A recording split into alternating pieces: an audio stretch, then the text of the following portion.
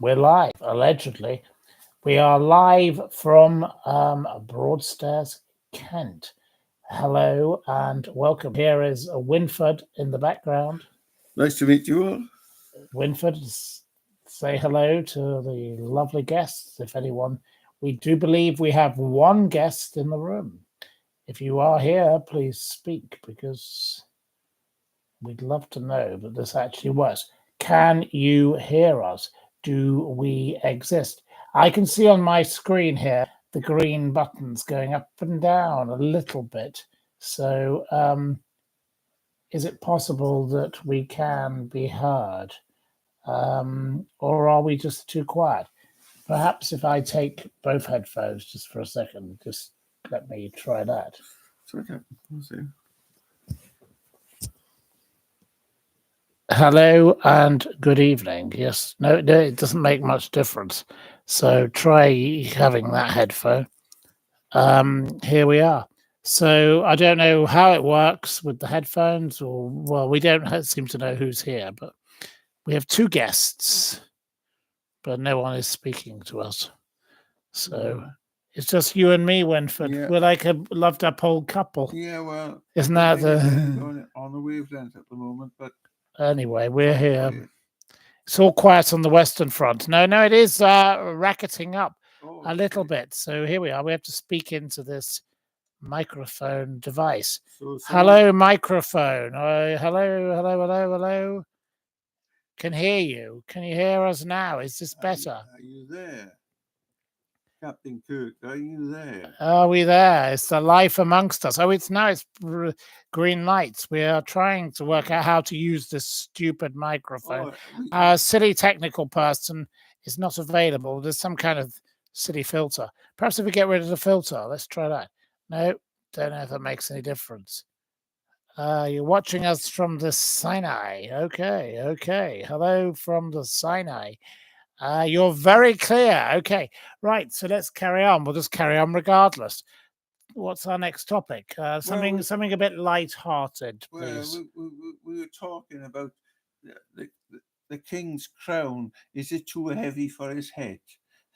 Is the king's crown too heavy for his head? I think so in this instance, but he's a lovely man, and he does a very good job of carrying it. Should it be made out of wood? Should it be made out of wood? No, certainly not. I don't think so. We should carry on with tradition. With little cherries on it and little blossoms on it. No, I think you're talking utter nonsense, sir. So the next topic. You're sounding good, and I can hear you, literally or figuratively. Well, so, what do we think of any other matters here? Well, what do we think about the potato famine at the moment in England because of the blight and which was being caused by too much rain? I didn't know there was a potato famine in England. Well, it is. Everybody's complaining because we've had so much rain. The potatoes are ruined. Oh dear! Well, yes, that's a terrible thing. And they've had to start laying off all the labourers who have to, There's no one to pick the potatoes because there are no potatoes to pick. Exactly. Well, that's a terrible thing, isn't it? That's absolutely shocking. Well, it reminds me of the potato famine in Ireland. All these things. Well, what are we going to do about mashed potato? I love a bit of mashed potato. Well, bangers and mash myself. I know. Oh, you're a bangers and mash man. Yeah. What does Finn like with potatoes? Given he's Irish, bog Irish, he must like a bit of potato. We don't know what Finn likes. He likes chicken and potato. Well, chicken and chicken. That's not. That doesn't sound very Irish, but the good old Irish. Right, so I've moved the headpiece across, but is that man Irish? No, the man next to me is Welsh. Oh, I'm from the valleys, South Wales Coalfield, the Rhondda, like, Oh, we can hear a lady can hear you in Australia. Oh, Gabster. What part of is it? It's a treat. Where are you from in Australia, Gabster? We don't know. She likes sausages and mash. bangers of mash and onions. But there we go. So Wynne is worried about the potato famine. I'm worried about the bees. I'm always worried about the bees, as everybody knows. It's very important that the bees are protected. Oh, the bees are so important. If we didn't have bees, we wouldn't have any life on the entire planet. And I sold one of my best paintings called the Beehive, the bee maker. It was marvelous.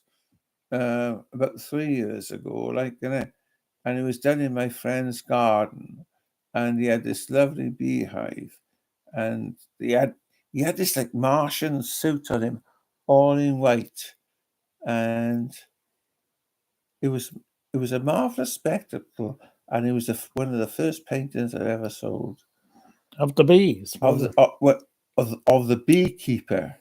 Oh. And I was in York.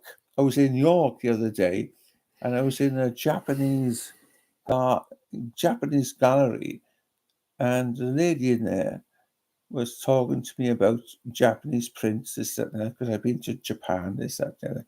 And she said to me, "I'm a beekeeper." I said, "Oh," I said, "lovely, because every painting I've ever done of beekeepers, I've sold." Well, there you go. Well, everyone loves a bee. Yeah. Everyone loves the honeybee because everyone loves. I love my yogurt every morning with a little bit of honey, and that's thing. Good, Matthew, because honey is a great remedy, isn't it, for all ills? But the urban myth, is that local honey cures hay fever. I can tell you, it's a total pack of lies. Well, I read a very good article about this today. I've always had to put bloody Vaseline up my nostrils. Yeah, Vaseline up the nostrils is a much better trick than local honey. Local honey does not cure hay fever. Local honey is lovely to have because it's absolutely delightful to have with your Greek yogurt or whatever you wish to have it with. But I would say it is not going to cure your hay fever ills. Yeah, well, so I'm a skeptic on that front. Well, I think that honey has always been a great remedy for all sorts of illnesses, prior to, modern medicines. Honey has always been a great healer. Well, I'd take a different view. You're better off with some whiskey. Oh, well, the water of life. Well, whiskey is an old remedy, isn't it? Whiskey has been here from the water of life. Yes, and absolutely fabulous remedy. Have you ever tried any Welsh whiskey? I have tried Welsh whiskey, but I'm more Penderyn whiskey. I have tried that. Yes, it's perfectly nice. Yeah. But I'm more of a Scotch. Well, I like the old peat whiskies. Highland malt. I'm a Highland malt. I like the peat ones. Knock your throat out a bit. I'm a knock-and-do type person. It sorts the men up from the boys, the old peat whiskey. But once you had a glass of that, it's marvelous stuff. I'm a very happy whiskey drinker. I love whiskey, the water of life. It's an absolutely fantastic substance that can cure you any ill of the world. Yeah. Firewater. No, the water of life. Yes. So we've dealt with whiskey, right? Bess says she grows lavender to attract the bees. Oh, lovely. Well, we'd love some lavender. Well, Finn here likes to work in a garden centre, so he likes to go there. So we should ask Finn to bring some lavender from his garden. Lavender as a beautiful Is Finn going to bring us some lavender? Aroma about he will try, he says. Manuka honey, yes, there's another thing. Yeah, it has a very old medieval feel about it. Apparently it scares away scorpions and all this bloody stuff, but it has a lovely scent and a lovely aroma about it, and a very old herb. Well, Gabster is very worried about the bees. We all bloody We're having trouble with the poor bees. Yes. Well, there we go. So without the bees, well, we'd be bugger all. Oh dear. Well, Miss Perfect says Michael Barrymore worked in a garden centre. Well, we know that. Yes, he used to be working in the weed killing department area. It was very unfortunate when he was doing that, Michael Barrymore is a very unpleasant man, and we don't really want him anywhere near the bees. Yes. We like the bees, and we love the bees, and we don't want Michael Barrymore and we near like the bees. the butterflies. We like the butterflies are beautiful things and too. In Kent, where we are, round the corner, we have a great variety of very rare butterflies. The blue ones, the pink ones, the red admirals. They're marvelous. They're still here, in our patio, in our concrete patio. They still exist. Well, here we are with speaking about the bees. So that's the bees. The bees. It could be like the Wicker Man here. You could end up with all sorts of trouble. I'm a painter, I'm an artist, and I paint landscapes. I paint trees, like the silver birch and the elm, and on the great oaks, and I see all these God's lovely little creatures fighting for their little existence in man's made putrefying world of pollution. They're trying to survive and be beautiful in this little world of ours. So, right, our next topic. What else would you like to hear us talk about? Please come along with further questions. We won't go on for too long. We'll keep this under half an hour. We're currently nearly halfway to the point of finishing. Well, we all have to talk about beauty. What are your voting intentions? Asks Chegwin. Right. So, what are your voting intentions? Well, I'm torn, deeply imparted, because I'm from the South Wales mining community, which is always Labour, but I love the romanticism of the Green Party, and this, that, and the other. But then again, you have to be truthful with your thoughts and think about what are the Green Party's long term, and what are the Green Party's policies, and I said, they have some lovely ideas, but practically and in the big picture, where do they stand with the NHS and everything else, and schools and social security and whatever it is, all the big issues regarding welfare. Right. Anyway, sorry. I have to. Finn, please turn the charging thing back on. You've just turned us off. Our power's gone off. You've just turned it off. We have to have power. We're about to get cut off by our technical expert. Anyway, so what is my view on the election? As I say, you need to vote tactically wherever you are. Vote wherever you can. Well, I disagree, Matthew. I think you have to vote with your soul. You have to say how you want to vote, who you want to vote. Well, I think most people have no one to vote for. I know. So we now have to vote tactically.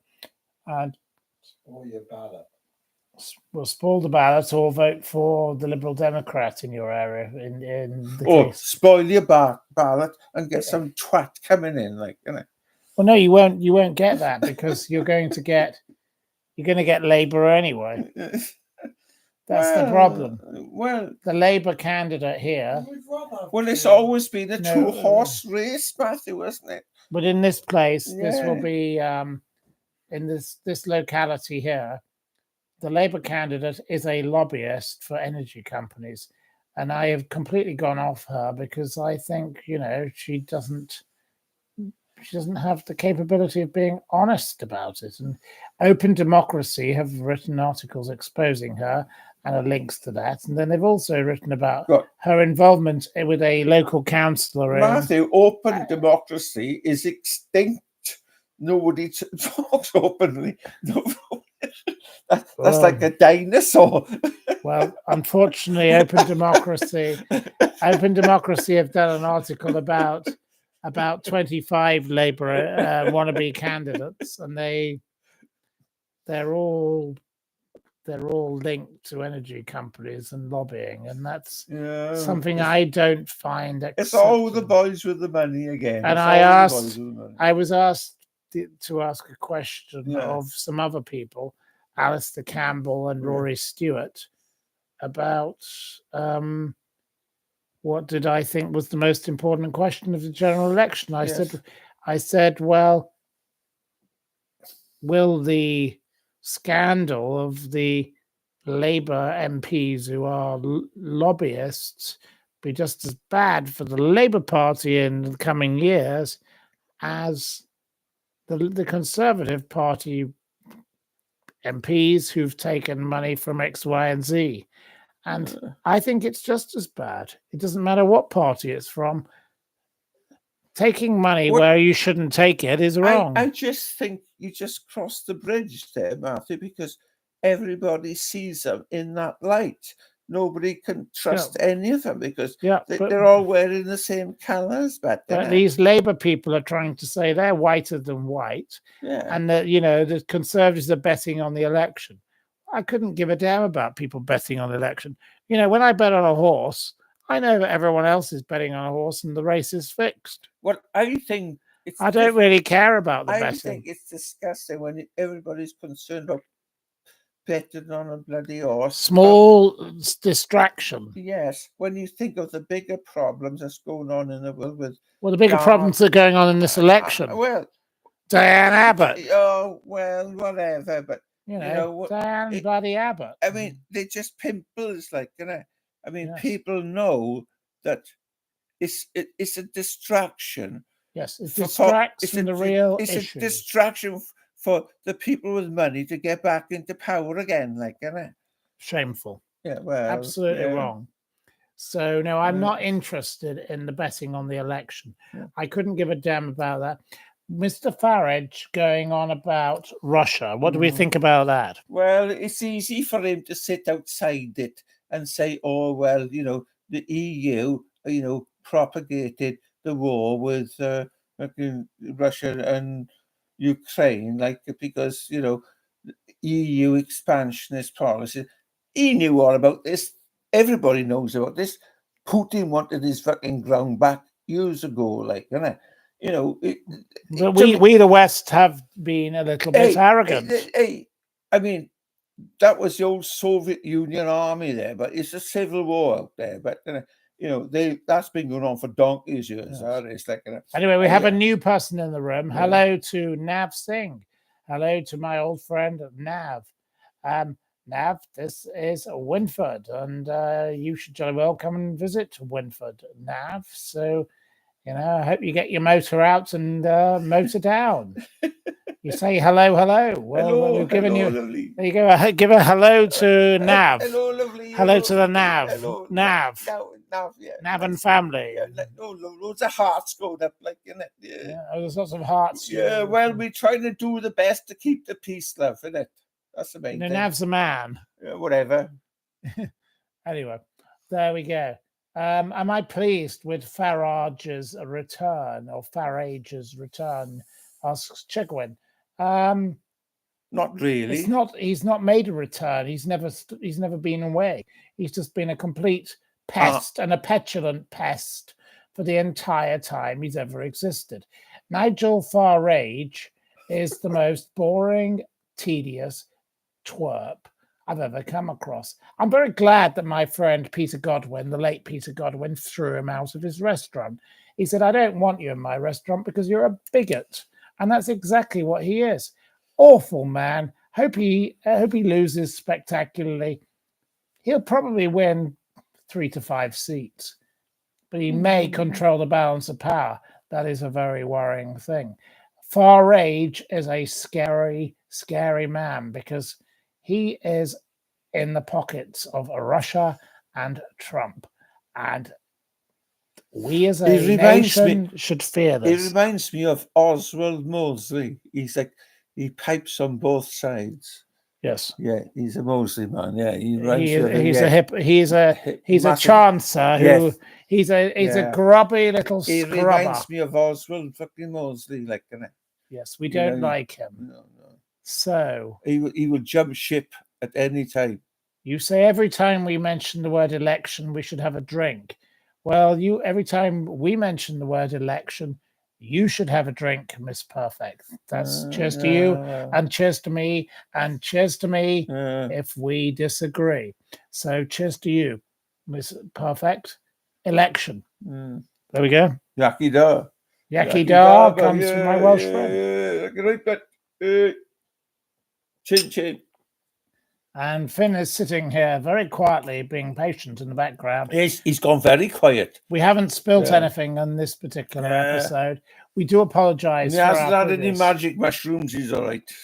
We've only destroyed one pair of shoes this evening, but there we go. So what else is on the agenda? What's popping up now, boys and girls? What else is popping up in your world that you would like to talk about? Hey, Nav, do you want to talk about your Mercedes or something, or some? He loves a car, a fast car, or I don't know, Miss Perfect. I don't know what you're into other than Count Binface. Well, we love Count Binface. We hope he wins against Rishi Sunak, but I don't think that's highly likely. But Mr. Sunak could possibly lose his seat, courtesy of Mr. Binface, but I don't think Mr. Binface is going to get many votes up there. That's just to be honest. It's quite simple. The car has just crashed against the wall, and they're all trying to get out of it. There's nothing left, and they're on the M25, and there's nothing left on it. Well, I think they've all gone remarkably quiet. Yeah. Count Binface is a good guy. Yes. Well, we agree. Never spoken to him. Did try and support him once. Did actually try to send him money once long ago when he was called Lord Buckethead. He didn't respond, so I don't know quite where we got up to with that one. Carry on. What's that? No, I'm just worried about the cables. The cables.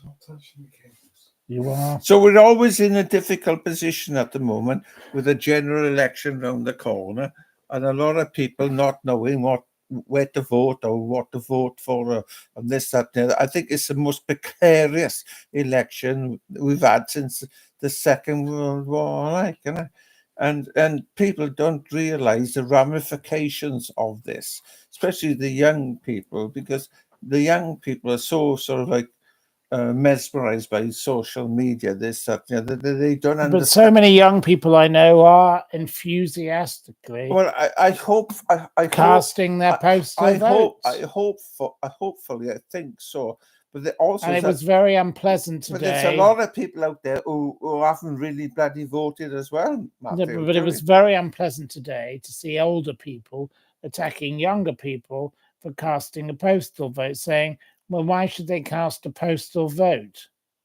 Well, it's better they cast a postal vote than they cast no vote at all. Well, a lot of people have to do. Maybe they were going on holiday. A lot of people have. And this young man pictured saying, saying, listen now, Matthew, a lot of people have to cast a postal vote because they can't get out the house to do the vote, go to the polling station. Yeah, but the young people perhaps can't go because they've gone on holiday or... Well, no, but other people... But generally, that was the format when you have a postal vote because they can't get to the polling station. Yes, if you're abroad at the time of the vote, yes. Well, you're in, like...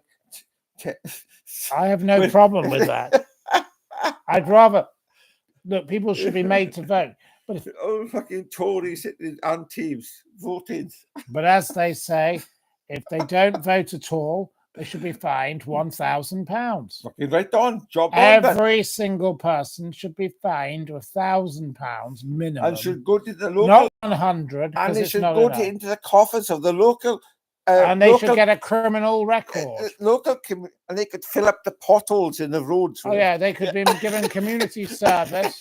Let's make them go on the BBY Stock Home for a week. Yeah, they can fill up the potholes with it. Because you all love me going on about the BBY Stock Home.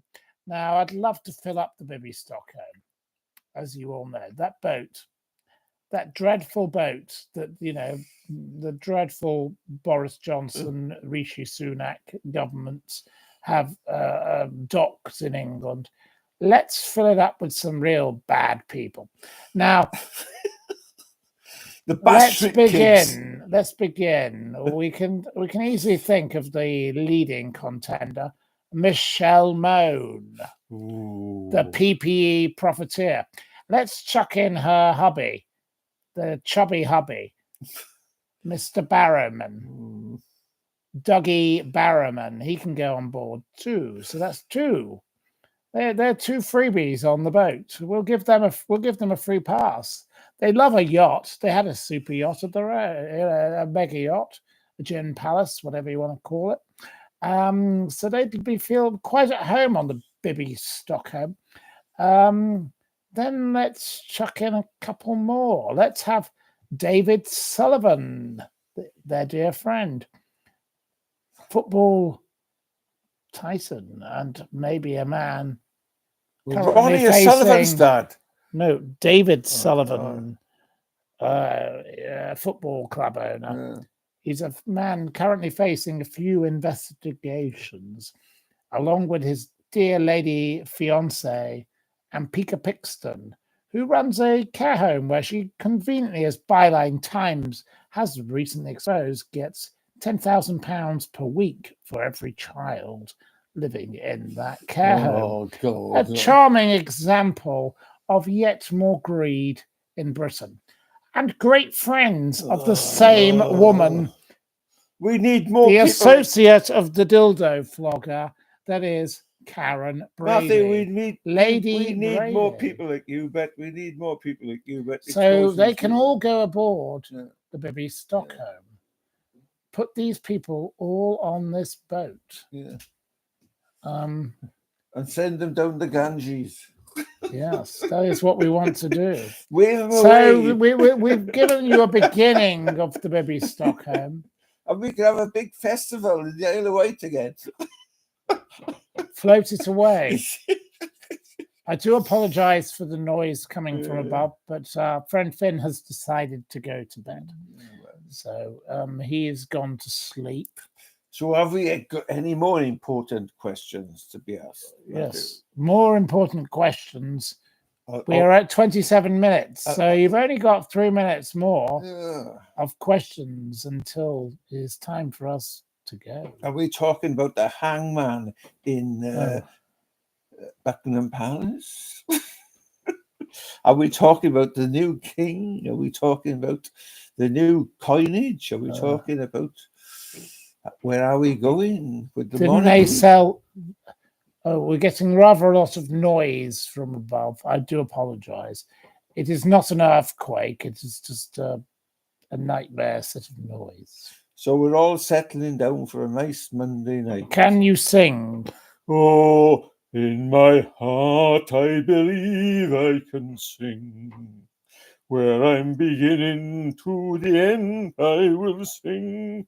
So my breath is with myself, and my love is with my breast. So I am where I am, I can sing. There you are, Betty. There we go, a bit of Welsh singing for you. What do we think about Princess Anne? The poor lady had an accident with a horse. It's a very unfortunate thing, but if you go around on horses, you tend to occasionally have an accident. She's a wonderful lady. She's a dedicated public servant, absolutely fantastic. Salute her. I hope she makes a speedy recovery. What do we make of Holly Willoughby's abduction story? Well, she wasn't abducted, but the man was a very unpleasant man, and he clearly was mentally unhinged, and there's nothing more to say about it other than that. He deserves to go to prison for a very long time because he's mentally unwell.